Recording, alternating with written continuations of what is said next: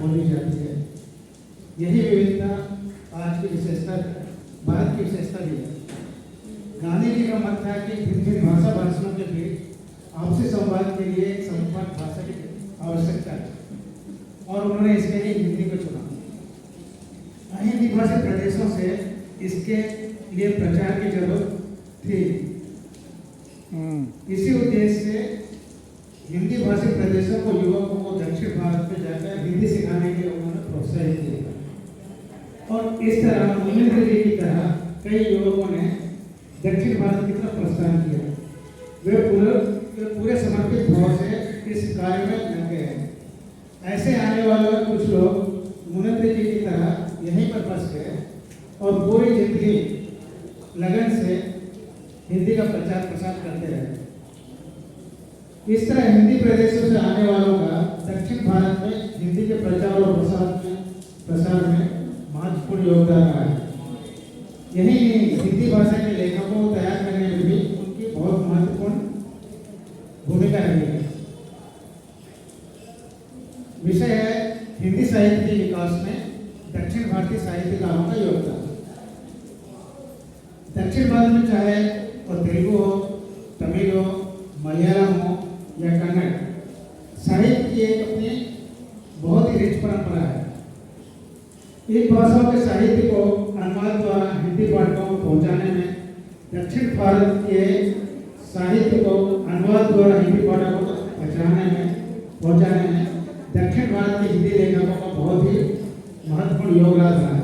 चाहे वह मलयालम के टैक्सी स्टेशन पिल्ले का चिम्मिन उपन्यास हो, जिसका अनुवाद हिंदी में मछुआरे शीर्षक से हुआ है।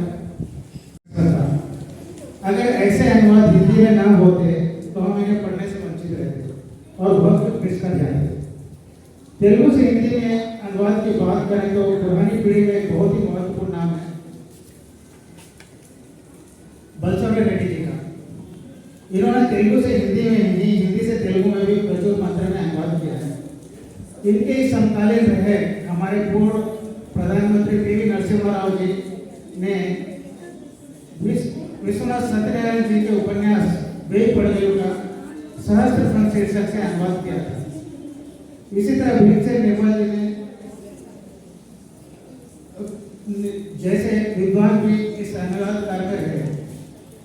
इनके बाद की पीढ़ी में स्वर्गीय शांता सुंदरी जी को नहीं भुलाया जा सकता है। 4 वर्ष पहले उनकी मृत्यु हुई है। अपने 75 वर्ष के जीवन काल में 75 ग्रंथों का हिंदी में उन्होंने अनुवाद किया है। यही नहीं, पटना से निकलने वाली विचारधारा विशेष की पत्रिका कथांतर की वे सलाहकार भी थे। जब उस पत्रिका ने अफ्रीकी कहानी विषय से निकालना चाहा तो उन्होंने इसके लिए अफ्रीकन कहानियों का भी हिंदी अनुवाद किया। इन अफ्रीकन कहानियों और अनुवादों से प्रभावित होकर जब भारतीय प्रकाशन ने अफ्रीकन कहानियों पर एक संकलन निकालने की योजना बनाई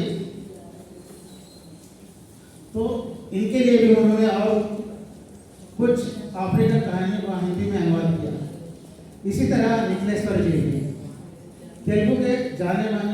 तेलुगु के साथ हिंदी पर भी इनकी बहुत अच्छी पकड़ है। राजेंद्र जी जो हम यहाँ पर मौजूद हैं कि पुस्तक फांसी के विमोचन समारोह की अध्यक्षता उन्होंने की थी और संचालन भी बखूबी से किया था। यही इस हिंदी पुस्तक फांसी पर तेलुगु के आंध्र ज्योति समाचार पत्र में करीब आधे पेज से अधिक की सामग्री उन्होंने समीक्षा लिखी थी जो बहुत ही चर्चित हुई थी। एक हिंदी पुस्तक को तेलुगु पाठकों से परिचय कराने का श्रेय उन्हें ही जाता है। यही नहीं, वर्तमान साहित्य ने तेलुगु कहानियों का जो विशेषण निकाला था उसके अतिथि संपादक भी निखिलेश्वर जी थे। ये दिल्ली के श्रीराम कॉलेज में पढ़ाते हुए केंद्रीय साहित्य अकादमी के लिए लगातार तेलुगु साहित्य का हिंदी में अनुवाद करते रहे हैं। तेलुगु के प्रमुख उपन्यासकार केशवरेड्डी के प्रसिद्ध उपन्यास अतड़ु अडविनी जయించాడు का तेलुगु में उसने जंगल को जीता है शीर्षक से अनुवाद किया है। यही नहीं, हिंदी की श्रेष्ठ कहानियों शीर्षक से एक बृहद संकलन भी निकाला है जो साहित्य अकादमी से प्रकाशित हुई है।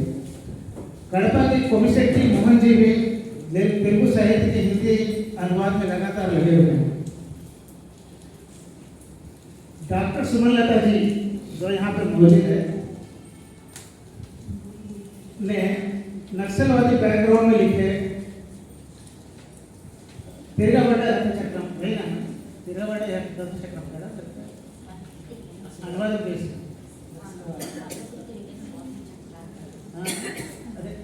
उसका अनुवाद उन्होंने गुड़चले रथचक्र जैसे नाम से किया था और कई साहित्यिक ग्रंथों का अनुवाद उन्होंने हिंदी में किया है। वहीं पर डॉक्टर वसंता जी को पूरी तरह हिंदी अनुवाद के लिए समर्पित है। डॉक्टर वसंता जी भी यहीं पर है। उन्होंने प्रसिद्ध स्त्रीवादी लेखक गुड़ीपाटी चरण के सारे रचनाकारों का अनुवाद ही नहीं किया बल्कि उसका विश्लेषण करते हुए 1400 पेजों की सामग्री प्रस्तुत की। इस कार्य के लिए उन्हें जो आइडेंटिटी मिलनी थी वह नहीं मिली है। यह इनका एक अनूठा प्रयास है। तेलुगु साहित्य को हिंदी से परिचित कराने का श्रेय गुड्डा परमेश्वर जी और नंगाई जी को भी जाता है, बोला जा सकता है, परंतु समय की सीमा आगे खड़ी हुई है। नहीं, आप बोल सकते हैं, वैसा कुछ नहीं है, 5-10 मिनट ठीक है। तो नहीं, आप 15-20 मिनट का टाइम दिए थे तो आप सोच के आ जाते उसी हिसाब से तैयार किया। ठीक है।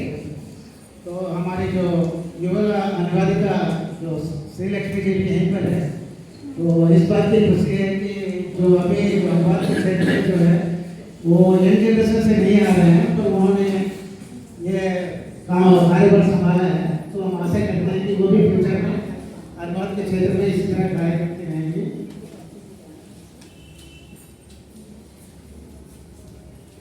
इनके अलावा और भी कई महान अनुवादक हैं जिनका जिक्र करना इस सभा में संभव नहीं हो पा रहा है।